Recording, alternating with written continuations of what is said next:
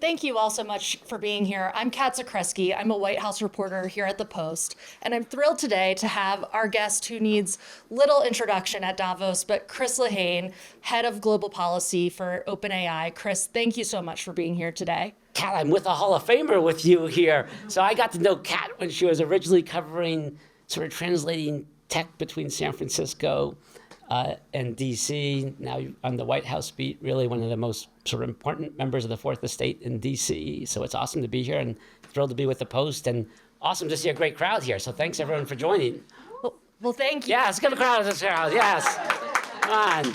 Well, thank you, Chris. And, we really appreciate you working around Davos schedules. And so I have to say that Davos is some version of like 5 days of whitewater rafting. You just try to keep your head above water and keep going. A little bit colder. Definitely. And so on that note, you've had such a busy week here with a lot of big announcements. And I want to start with one that you made today around energy costs. We had Michael Kratsios from the White House here yesterday who talked about how companies need to pay their own way. And then today, OpenAI made an announcement that that's what you're going to do. Can you tell us a little bit about how that's going to work? Yeah, a little context on it. First of all, just for folks so that they have a little bit of the background. Today is the 1 year anniversary, I think, to the day of when OpenAI announced that it was going to pursue this project called Stargate. And the idea behind, our thesis behind Stargate is that we need to access the compute that is needed. And compute is a combination of energy, it's chips, it's data, it's talent. But the compute is the raw resource or the resource that you need to be able to make and innovate, develop, and deploy AI. And particularly for OpenAI, where the vast majority of the 800 million plus folks who use this on a regular basis use it for free. Like our mission is to build AI that serves all people. That means democratizing access to it, making it available. We need the compute to do it. So a year ago, we announced a plan and a goal to Project Stargate to generate 10 gigawatts of data centers by 2030. We're here now a year in. This was a 5-year game plan, and we're already at 8 gigawatts. So well ahead of schedule. And over the course of the year, we've been working in communities all across the country. Abilene, Texas, other places in Texas, in Michigan, and in Wisconsin. And, no surprise, I think, to anyone listening or anyone in the crowd, one of the issues that has consistently come up is, okay, we want the jobs, we like the idea of the revenue that these data centers will generate in these local communities, but we're concerned about the impact on our electricity prices. Totally valid.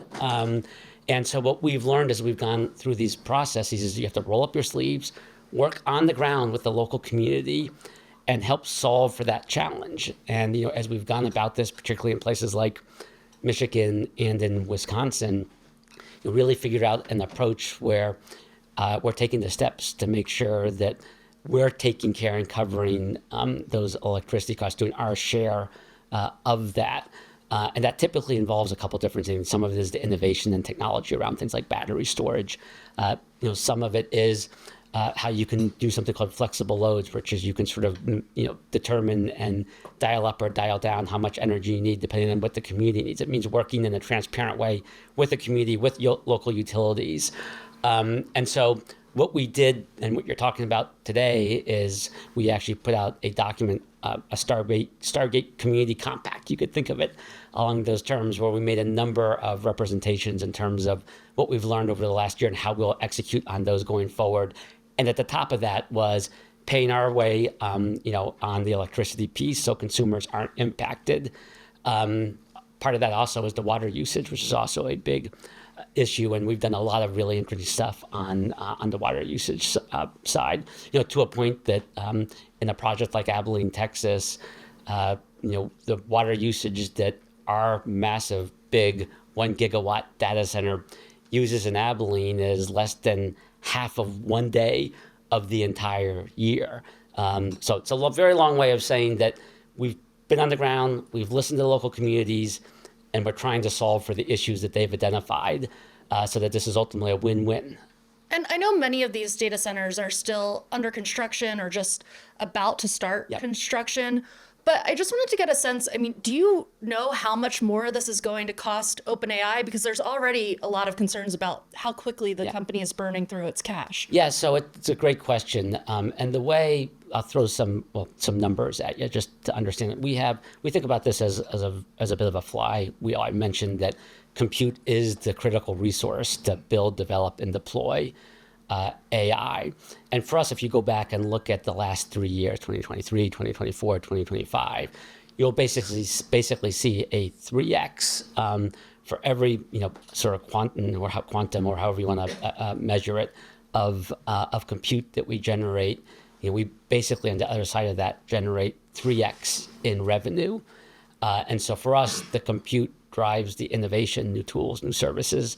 That drives new users, right? We're the largest in terms of everyday people using this, in part because we do make it available and accessible for free. That then drives more revenue. And then that more revenue allows us to buy more compute, and that flywheel continues.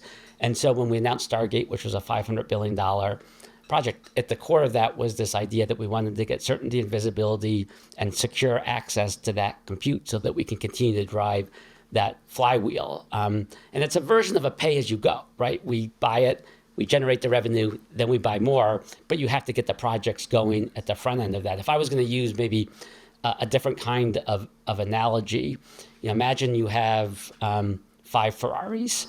They're all really good. They have great engines, presumably have good drivers.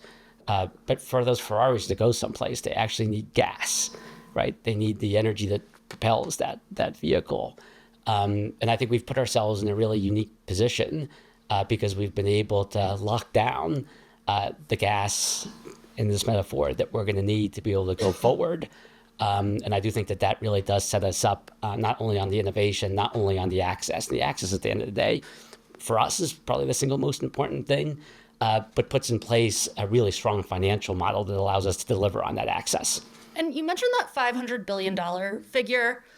We've seen in the past, especially during the first Trump administration, companies would announce these big investments at the White House, and then either it was something that was already underway or it was something that never fully came to fruition. I guess we know OpenAI was working on some of this prior to Trump's presidency, but I also just wanted to ask, of that 500 billion, how much is actually committed today? Yeah, it goes in the way I sort of described it, right? You get these projects up and going, and then as you sort of access the compute, you're paying for the compute sort of in a pay-as-you-go way, and that's why that flywheel works. And it really interesting, right? We generate the revenue, and then you pay for it. That then drives more innovation, which gives you more users, which then generates more revenue, and then you buy more compute. And so when we identify that we're, over, somewhere in the neighborhood of 8 of that 10 gigawatts already identified, that's not necessarily like 8 gigawatts up and running at this very moment. It is that you have created the pathway to secure that. And then you pay as you go on an ongoing basis based on the revenue that you're generating, which is, creates a really, really, really powerful and strong economic model for us. And I think is pretty interesting. And so obviously that model is dependent on more people using OpenAI's products and paying for them too. Can you tell me a little bit about what you're doing to drive adoption, especially among people who aren't even using ChatGPT today? Yeah, so first of all, we do have a really interesting revenue mix, and I'm going to come back to your precise question. But just so folks know, right, if you think about our sort of model here, right, you begin with the compute that we've talked about here as the foundation. On top of that, we have a number of different revenue streams. When I was using users, I was using that in the most broadest sense, right? You have everyday people who are using chat, right, over 800 million. You have people, developers who are building off of the API. You have sort of power users, subscribers who pay for this. They often pay for it on as they need it basis. You have enterprise where you're building this in to companies. We have other apps like Sora. So there's, I think, again, very differentiated in the space, in the sense that we are making this broadly available, like it's consumer focused, consumer oriented, but then has all these other aspects. And I think we're somewhat unique of all the AI players in that. And then we have a really diverse revenue mix, which again, I think distinguishes and differentiates us. But back to your core question, which actually goes to the heart of why we're doing this, right? This is all about creating access, democratizing this technology. We did an event earlier today in and around OpenAI for countries, and we released a report, that documented what we're seeing out there in terms of something that we call the capability gap. And let me just sort of unpack that for a second. The capability gap in sort of really straightforward manner is, in effect, the technology continues to accelerate. There is a subset of individuals, subset of companies, subset of countries that are building this in and getting like a tremendous economic value and advantage around it. For a power user, an individual is basically getting a 7x return in terms of their economic value, what they're producing. So think if you have someone who's a power user in your company, you're getting 7x increase on their productivity. Countries, you're seeing a 3x to those countries that are sort of doing the adoption, a 3x increase in the overall productivity of their citizens. And so for us, a lot of what we're thinking about is, okay, we're giving people the admission ticket, in effect, because we're making it available for free. But there's more that we need to do. Like, we need to really think about the training. I think about this almost as a literacy concept. And, I get to play technologist in conversations like this, but I was a history major in college. And, everyone sort of finds their own historical favorite analogy here. Is it the wheel? Is it the combustion engine? Is it electricity? I think on this particular question, the access question, I think the printing press is a useful analogy to think about. And none of these are going to be perfect. You sort of have to blend them and take different pieces. History doesn't repeat, it echoes. But, we're sitting here in Europe. When Gutenberg sort of perfected or advanced the printing press, the world was generally in an equivalent socioeconomic moment. China, Europe, to the extent they were even identified as those places at that time. Europe had a baseline of literacy in large part because the Catholic Church existed here. And you saw just an explosion in the economies of Europe because the printing press allowed knowledge to be spread. I mean, there were some real challenges that also came with the printing press. But that ability to democratize knowledge helped capitalism take off, helped the age of discovery and science take off, particularly in Europe. In a place like China, there was actually an affirmative effort to not allow literacy. And you come to where we are today with AI, and I think the most forward-looking places in the world are really thinking about this from that literacy perspective. It's interesting, like China right now actually wants to make their country the leading country when it comes to literacy and penetration, both with businesses and everyday people. You travel to places like Japan, Australia, Korea, Singapore, the Middle East, a lot of really forward-looking thinking on that.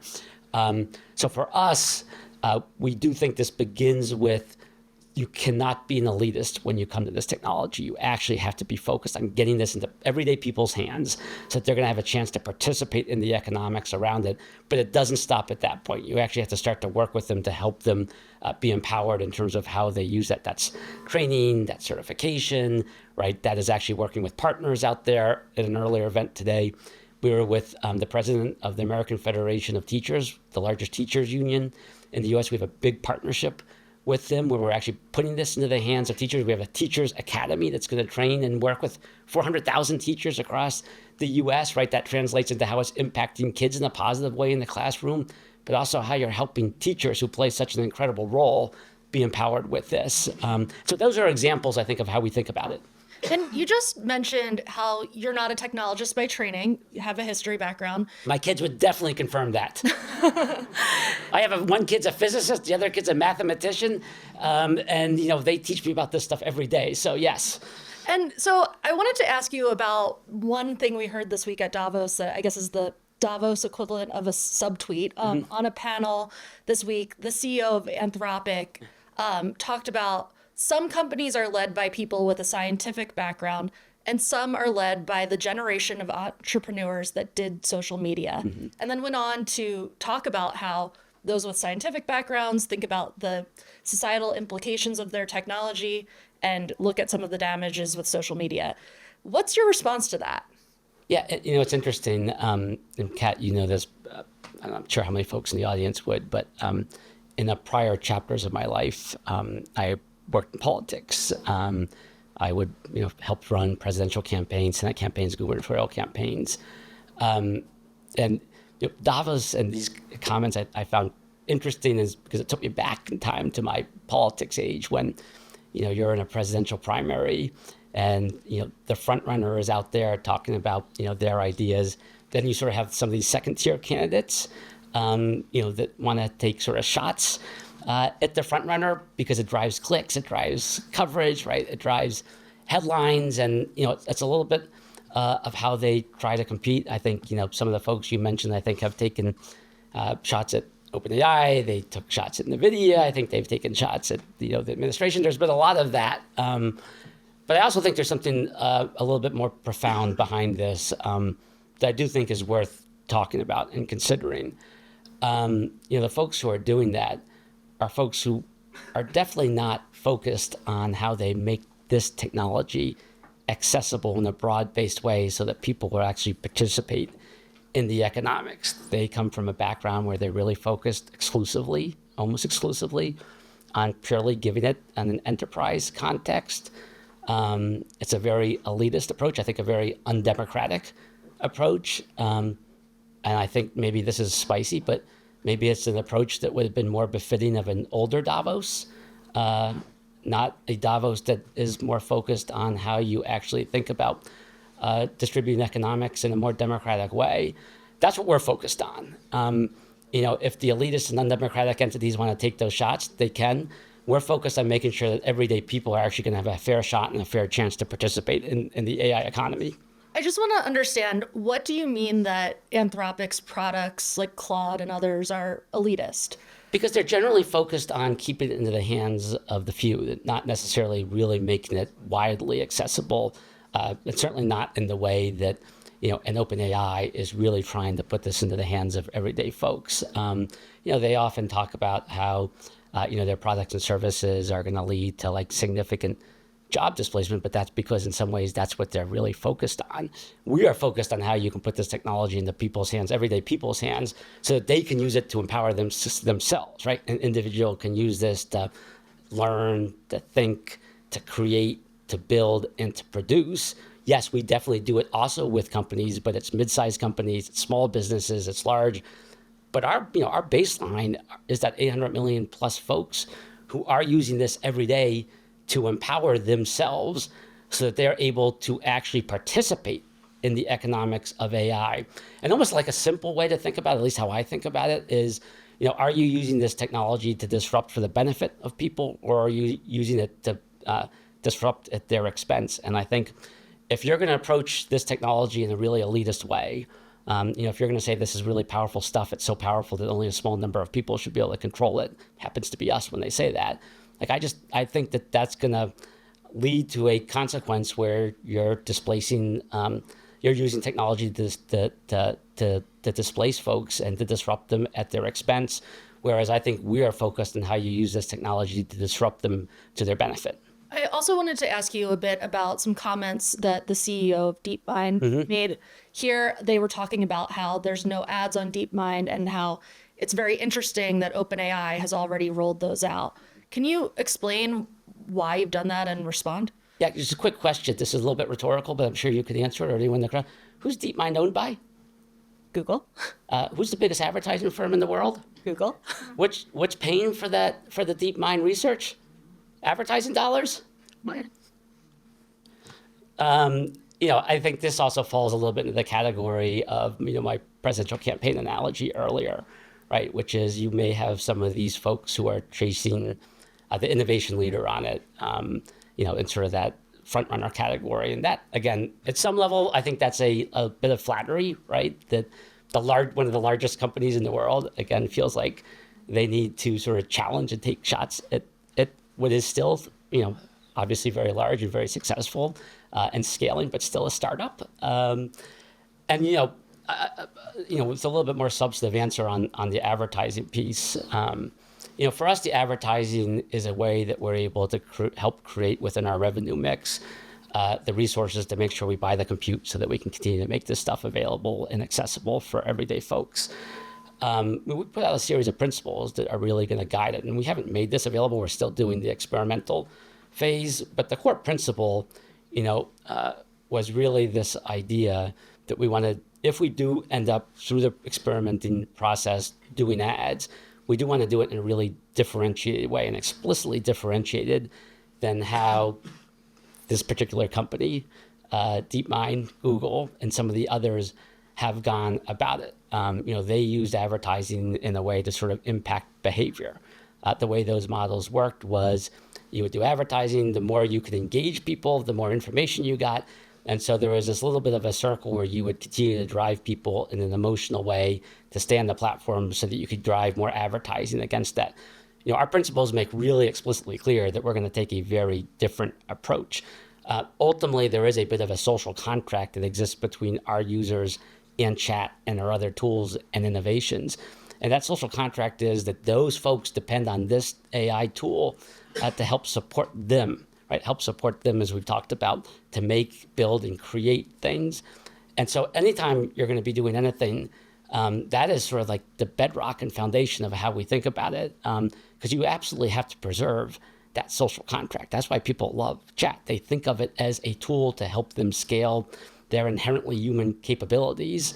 And so when we put out the principles, we made really clear that we would be thinking about this in a different way. The advertising, if we end up doing it, would be supplemental to your experience on chat, and that we definitely are going to take a different approach than some of that behavioral approach you've seen from some of the other companies. Can you just give an example of how that different approach might look?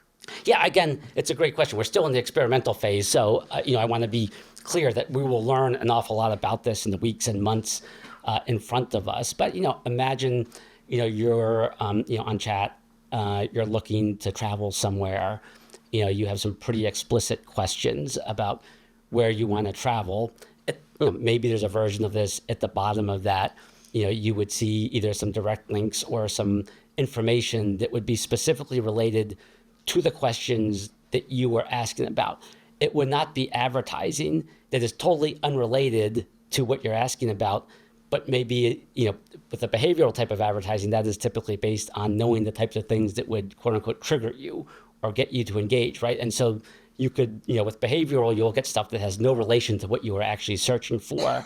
Another way to think about this is, anytime you sort of go on a traditional search engine and put something in, and at least from my experiences, like you literally, need an Enigma code to sort of work your way through all the stuff that shows up. Like it's like you almost have developed this whole new muscle memory about, okay, I see the pattern, I have to sort of navigate my way through this. Like the user experience should not be fundamentally different than what the current user experience is, other than, and again, we have to go through the experimenting with this, other than it's supplemental and hopefully enhances your user experience.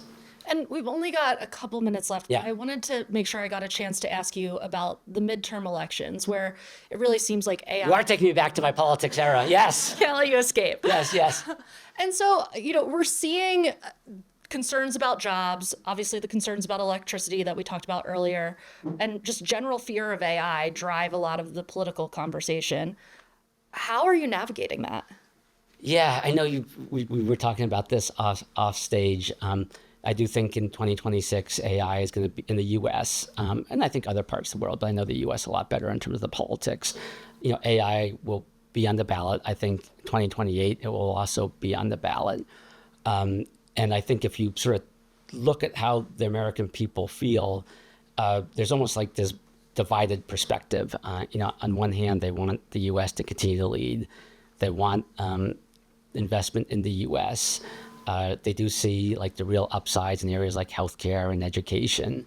But they also have real concerns. They have concerns about the job displacement issue, which we've touched on, kid safety, electricity rates, all things that we have sort of touched on already. And because of my prior life, where I used to run campaigns and serve as a consultant, I've had a bunch of candidates sort of reach out on this. And so I ended up, emailing, texting over the holiday break, ideas and approaches. And so ultimately said, well, I should just put this into like one document and start sending it to them when they keep asking. But where they were coming from on it was the following, which is thus far in the AI policy / political conversation, there's basically sort of two binary approaches to how to deal with AI. On one hand, there's this idea that, the invisible hand's going to take care of everything. Nothing to worry about. 10 years from now, you'll be painting watercolors and living on UBI, and it's going to be a great life. Don't worry about it. It's all good. And then on the other extreme, and this relates to, part of the conversation we just had, I think is a very elitist view that this is really powerful and dangerous technology. Therefore, it has to be kept in the hands of a very small number of people. Typically, the people who are making this argument are the people who are making the case that they should be the ones who control it. And those people who are running for office and on the ballot, going to town halls, doing media interviews, hearing from their constituents, came back and said neither of those answers are actually answering the mail. Like the American people, like neither of those are satisfactory to the actual kitchen table issues that the American people had. And so the memo that I put together is a version of what I would think of as like an AI populism economic agenda. And it really is organized around the idea that the American people know this is coming and they want to make sure that they're going to get their piece of it, that they will get their fair share, their fair shake of this coming technology and the economics that are going to come from it. And there was a number of fairly prescriptive ideas in there. Talked about this concept that AI should be considered a right. Every person in this country should have access to it, and we should have a goal of getting to a really high literacy rate in this country, right? The access and the literacy then empowers people. It talked about the idea of, how do we start to think about the possibility of significant GDP growth, and then how does that get distributed? In America right now, the median family income is about 75 grand. Most of those folks, for good reason, don't feel like they're really living the good life, don't feel like they're really enjoying the American dream. And there's a pretty compelling case out there that you basically need to make close to $150,000 a year, twice what the median income is right now, to be able to have a home, take care of your kids, have the opportunity, right, live the good life. And so, in the memo, we suggest that, I suggest that, in the same way that the Fed has a goal for inflation and an implicit goal for unemployment, why doesn't this country have a goal for getting people to a certain income level or family medium income? And then policies would derive from it. And I'll give an example of a specific policy. You're a union electrician. Those union electricians with AI could be doing electrical engineering for projects, home projects, bigger projects. Like the only thing that really stands in the way on that is licensing reform. This technology is going to do that for a domestic healthcare worker who goes into a working family's home, right now does fairly straightforward work, but with AI could actually start to do some type of, could have a real impact on healthcare outcomes. Again, that's a licensing change. Talk even about corporate reform, right? Every time capitalism has been impacted by technology, we have changed corporate structures. The S Corp, which helped allow infrastructure. Limited liability companies allowed for the building of railroads. Utilities, right? When electricity came along, how do we think about corporate structures that allow the public to be more aligned with the upside here? OpenAI, almost a third, about 30% of our company is assets or value is tied to a nonprofit.